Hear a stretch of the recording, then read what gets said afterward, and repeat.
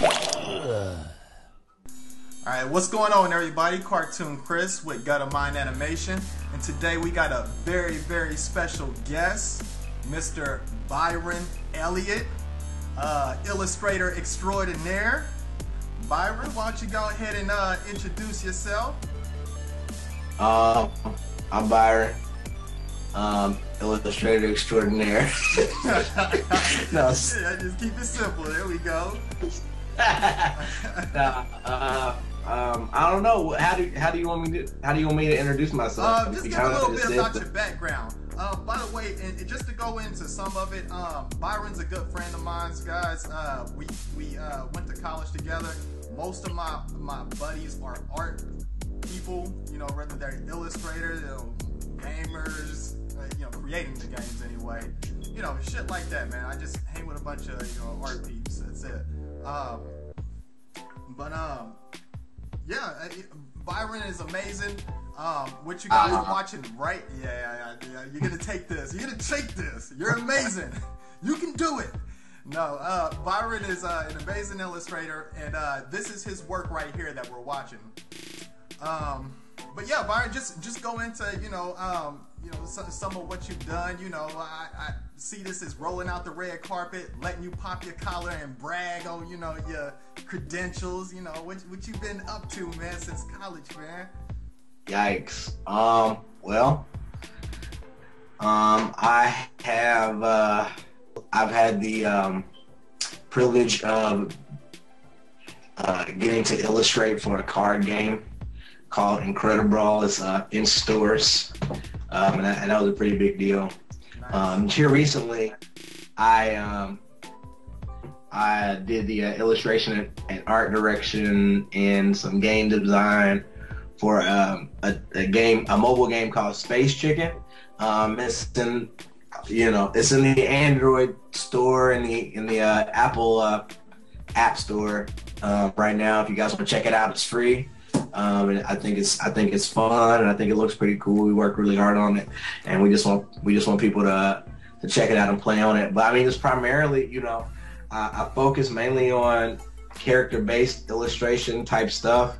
I'm trying to spread out more into the the backgrounds and things of that nature. But I do right now, as far as things that I do character design for games and books and comic books, children's books. I do children's book illustration. I do comic book illustration, and I do some light graphic design here and there, mainly the fun stuff, like t-shirt designs, more illustrative branding, because my background is in graphic design, but I just happen to be an illustrator the entire time, actually. So yeah, I don't know. All right. There you go. So why art, man? Like, what made you get into art? I don't know, man. I don't really feel like it was a choice. It's just who you are. You know what I mean? Right. Like, you just do the thing that feels natural. I guess regardless of what that is. You know what I'm saying? Right. I don't know. Did it start off like early in life? Like, did you know, like, when you were a kid, like, did you like start drawing in like class, and you were just like, you know what, I want to work for Disney one day? Was that the No. case for you? I think we talked about this a little earlier, but how I kind of got into drawing. Honestly, my earliest memories of it is just that, man, I don't know, I was like 2 or 3 or 4 or something, and I remember my mom just giving me a pen and a piece of paper and just telling me to just shut up and go in a corner somewhere and do something with that. And I just, I latched onto it, and I've been kind of doing that ever since. And I mean, I would see different things that influenced me or influenced my style, or where I really started to get the idea that it was possible to make a living doing this thing that I like to do, such as animation. Like with the Looney Tunes, and I was a big fan of Chuck Jones' work. And a lot of stuff that Disney did. Past his racist years. As the past the racist years. No, I mean, it's Disney, man. Those years don't every count, every man. None of them count. those years don't count. That was a different No, time, Yeah. Right. No, yeah, I mean, I honestly have been more gravitated towards action-based things, Nice. Like superhero stuff. I love the Power Rangers and Ninja Turtles, and Batman's the best superhero of all time. I don't know about that one. I don't know about that one. Batman's dope stuff. It's a fact. It's a fact, but it's cool. That's fact. I just got all my shit all fucked up. Huh? I need to go Google that. Friends don't let friends say ridiculous things about a superhero. Yeah, I got you. It's kind of hard for me to give that title to any character from DC, man. I'm just Marvel, just biased, man. Like Marvel. Well, I got my pros and my cons as far as they're concerned. Okay, so here's how I kind of, because I love them both, but here's how I split it up. Right. As far as media is concerned, I believe that Marvel's movies are beast mode. Like, you can't really go wrong with anything, especially past the Disney buyout. Like, those movies are great. You are guaranteed to enjoy their movies. Yep. Whether their animation stuff, to me, not so much at all. Yeah. But on the flip side, you got DC, who kind of struggles in the movie department. I mean, they killed it with the Dark Knight trilogy. I'm a little hyped to see what they do with this Batman v Superman thing, and that Superman movie was pretty good too. But before that, it was good. I mean, at first I had a problem with how they just kind of Dragon Ball Z all over the place towards the end of the movie. I'm like, why would they just destroy Metropolis and they want to have a trilogy? What are you doing? You don't destroy the city in the first movie. But now I see what they were trying to do. It's like, oh, okay, right. That's introducing everything. That's like the trigger. I get it. But yeah. So on the flip side, like their movies have suffered. But man, their animation stuff is baller. Like, oh my god! Like any of the animation movies, like if you've seen Son of Batman or the Suicide Squad for that, or man, and like really any of their latest stuff, especially anything that has Phil Barosa's character design on it. He's a major character designer. You see, he's in the character design for Young Justice. I don't know if you've seen that, but man, like Young Justice was great too. So like their animation stuff is baller, their movie stuff is and then Marvel stuff, their movies are great, and animation is like, I don't know, like, you know what I'm saying? Right. So that's kind of how I see that. Like they both have their perfect time. I was having this discussion at work with a bunch of coworkers. It was just a whole Marvel versus DC conversation, right? So after that, don't ask why, I Googled Marvel versus DC, right? And I came across this forum, and there was this guy in there, and he had made this comment in the forum that was just like, well, DC characters are like gods and shit. And then he was like, Marvel characters aren't worried about nothing but paying bills and relationships. I was like, that's very, very, very true. And you know what? And I think that's the reason why Marvel is winning in the movies and stuff, because their characters are just so much more relatable. You know what I'm saying? They go through things like we go through things. They're a bit more grounded. I think that's why I relate more to Batman, because he is an actual human. A lot. You know what? Well, I think there's not one. Well, there probably is, but there's almost not one Marvel fan that wouldn't disagree. With that. You know what I mean? I think everybody is on the same page with Batman, man. Superman's a toss up. He's just. Because with Superman, the problem with Superman, he was the first official superhero, and he was incredibly OP. You know what I'm saying? He was overpowered. So he had all the superpowers, and it's hard to root for and empathize with someone who's essentially a god. It just is. Yeah, that's all. He is. Superman. Yeah, it's kind of corny. So, well, back to you, man. Man, sorry. Yeah, no, it's all good, man. What are some of your influences? I would say, good anime. Good anime. Let me elaborate. All right. Let me elaborate. Like, I can see some of that influence in your work too, man. Yeah, I mean, nothing with the cat ears. Yeah. It's nothing like that. No, but more like the, just like the like your Studio Ghibli stuff. Yes. Or your Samurai Champloo and your Cowboy Bebop. You know what I'm saying?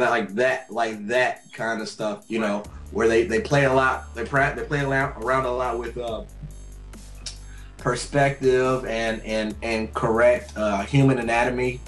And then they'll go ahead and try to stylize the faces, because having more simplistic faces allows you to have more range of emotion. Like, you relate more to the simplistic face, and it's easier to have emotions read off of a simplistic face. So, you know, like that, like just taking those approaches, you know what I'm saying? Versus and even some anime influenced American shows, like Young Justice, or Avatar, anything from the Avatar series, from Aang to Korra, you know what I mean? Like stuff like that. You know, I would say things like that, they definitely influence. And you know, and just like things that I really liked as a kid, like, which are still more Japan-like things, right? So like Power Rangers, you know, that's originally, you know, from Japan, like that. I mean, you know, from when I was a kid, you know, and you know, that kind of stuff. I think that kind of stuff influences me a lot. And then here, so recently, I'm just looking at a lot of different artists and how they kind of take their approaches to different things.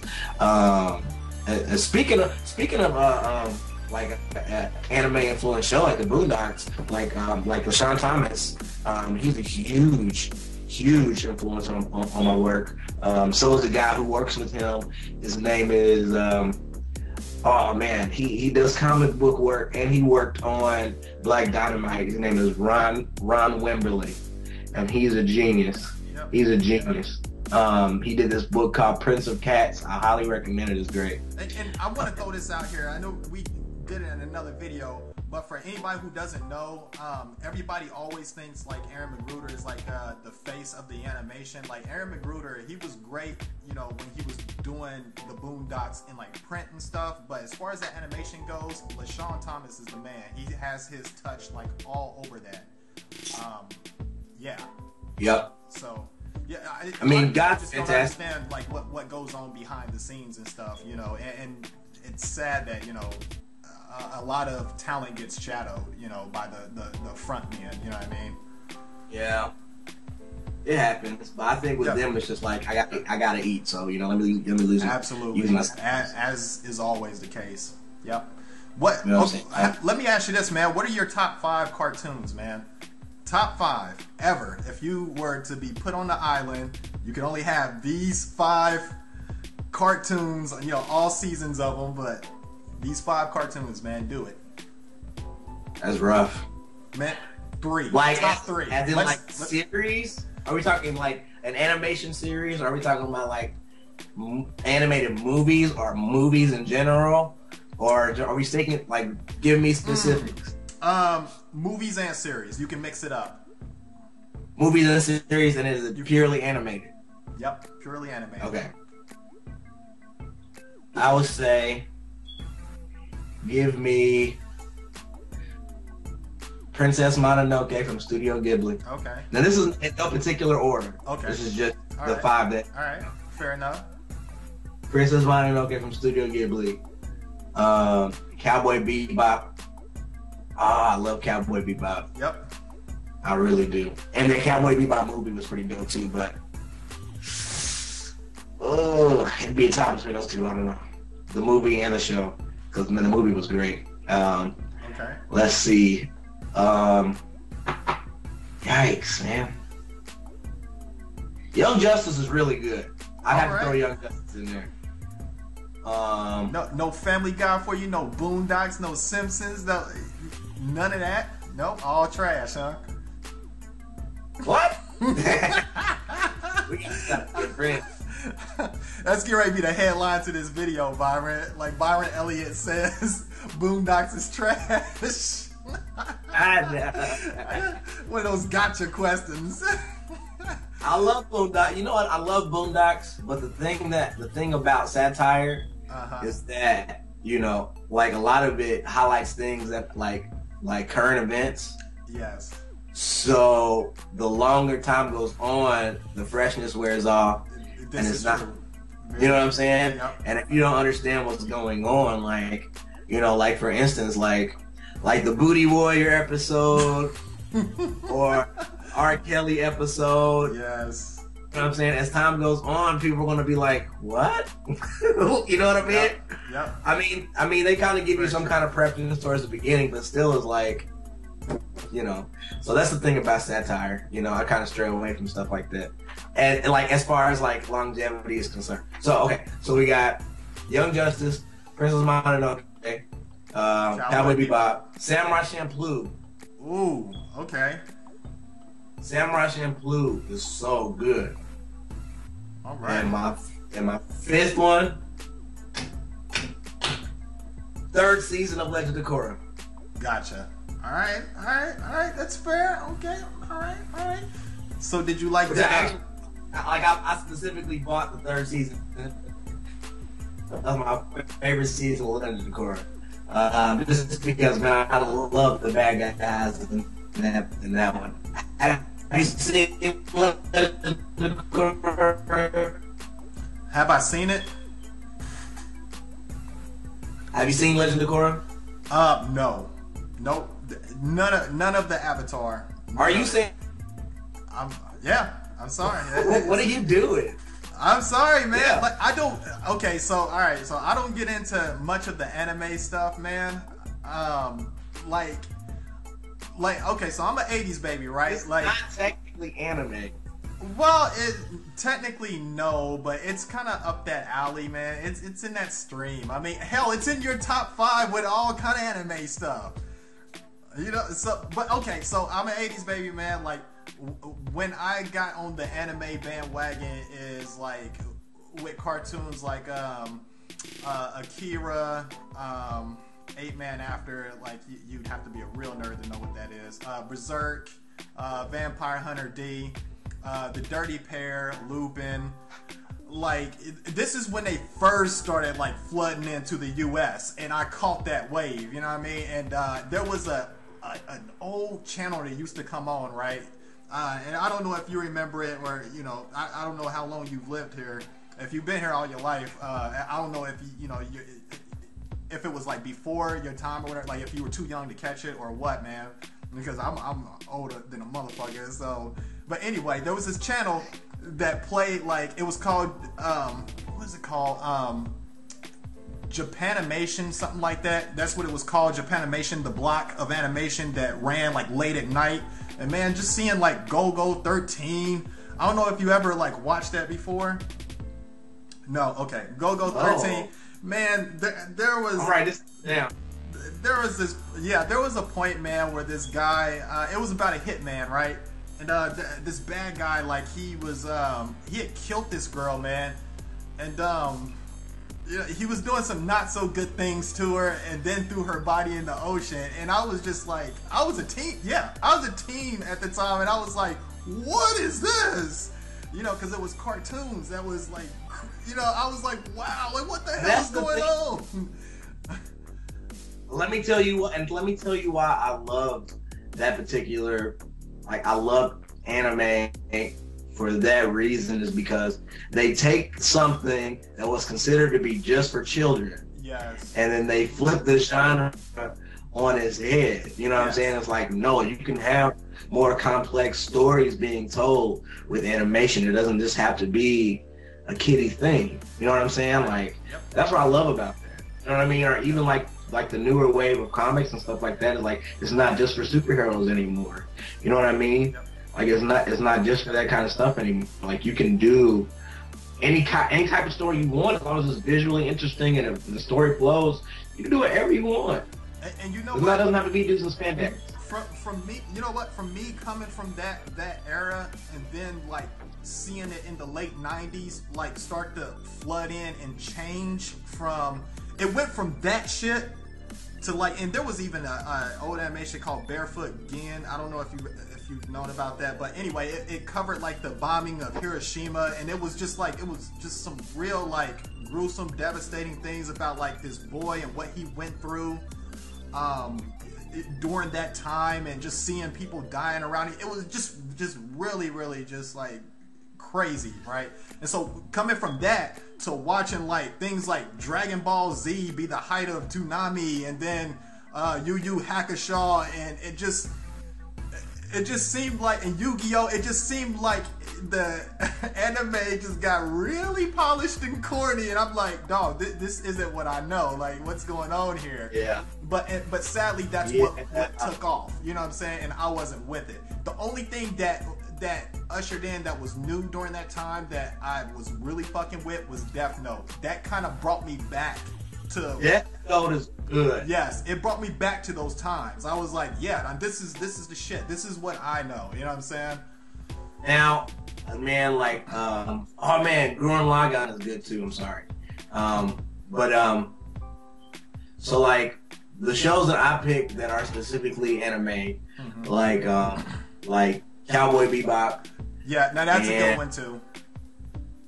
Oh man, that's a classic. Yeah, that's a classic. You can't beat it, man. You can't beat it. And Samurai Champloo, and Princess Mononoke. Like those cross those spans of goriness and adult content. Absolutely. But it's not just like for shock value. Like it actually adds something to the story. Yeah, especially Princess Mononoke and anything Studio Ghibli. If I'm saying that right. But anything that guy does, man. I remember my mom had watched Princess Mononoke. That's actually how I got introduced to it. Like my mom was watching it, and I'm like, Mom, what the hell are you doing watching cartoons? You know, and she was like, nah, this is good. And I'm like, damn, okay, all right, so I'm gonna have to check it out. If Mom's is watching this shit, you know. Let's move on a little bit, man. Describe some of your process, man. Like when you're drawing and stuff, man. Okay, let's see. First, I open up Photoshop, and then I start a new document. Uh-oh, he's dropping some gems, rookies. He's dropping some gems. Look out. And then I, open a new layer. No, okay. I like to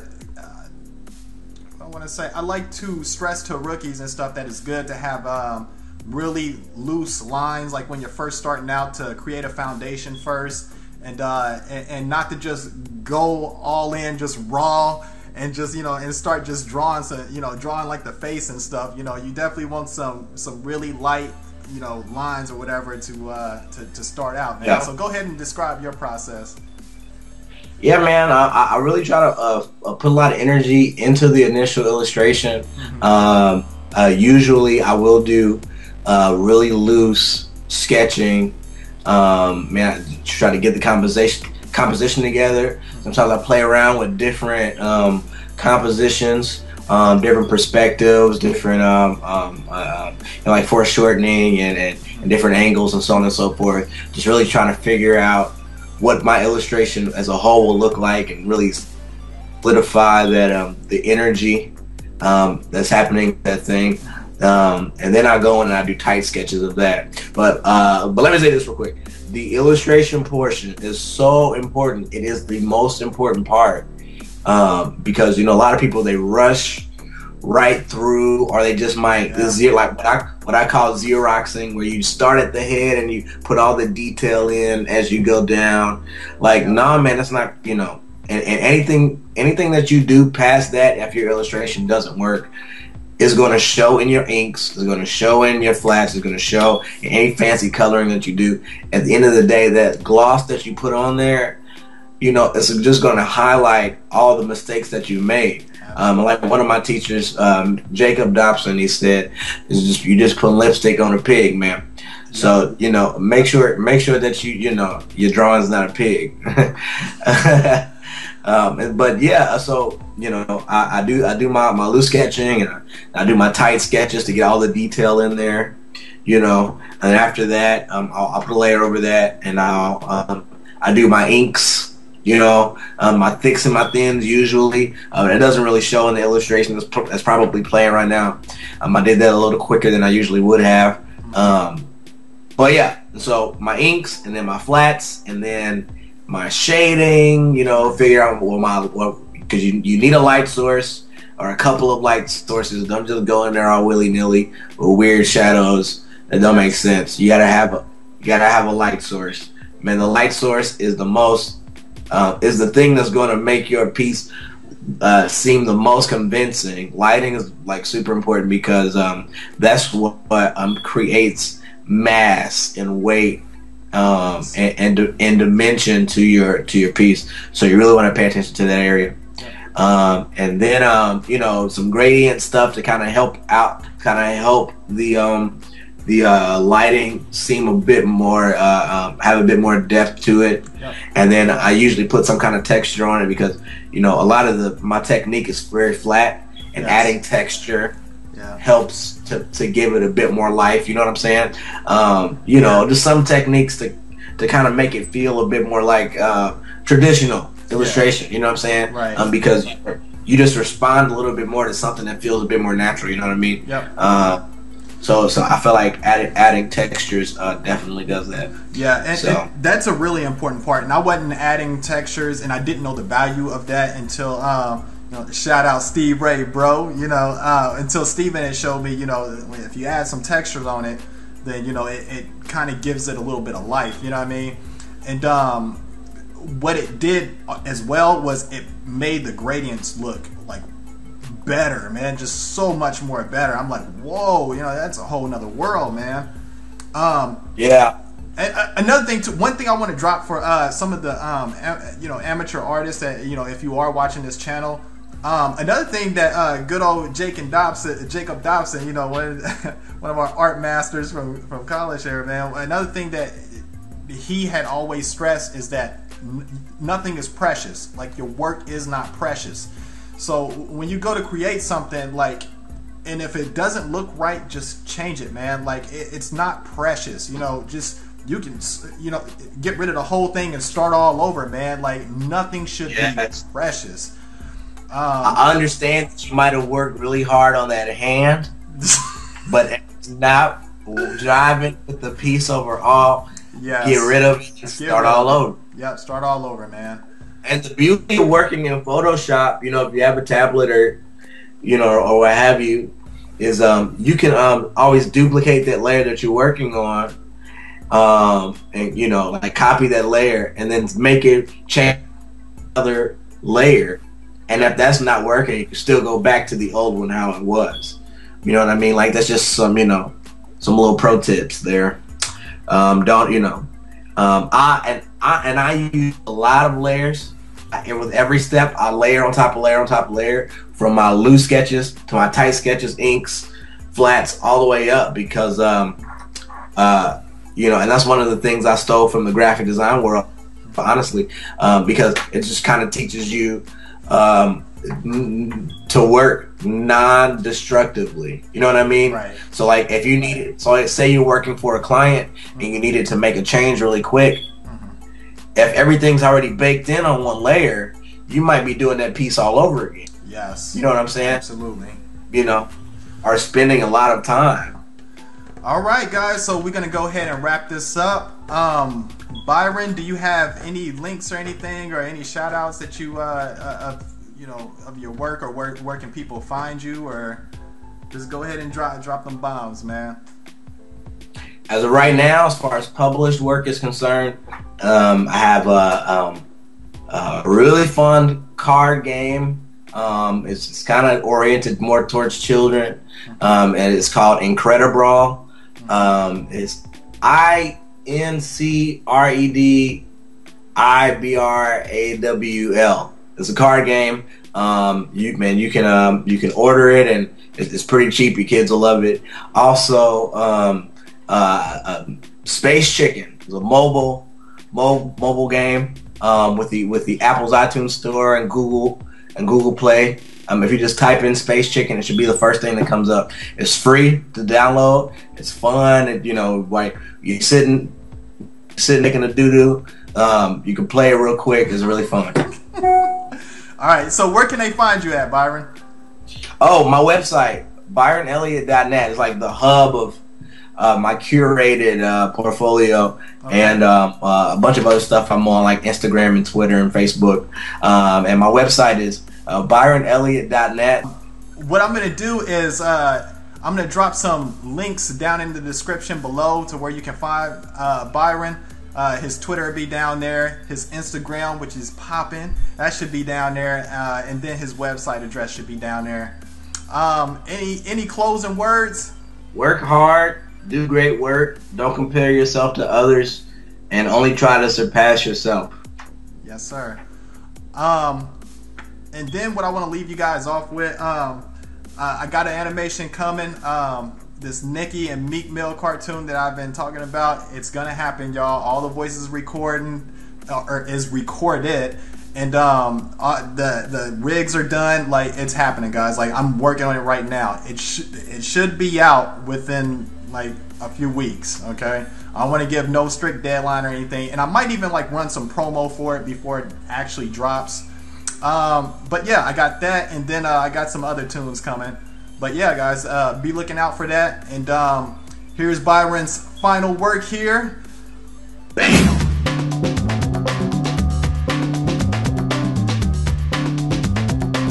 What's up, guys? If you made it this far, thanks for watching. If you have any questions for Byron, leave them down in the comments below.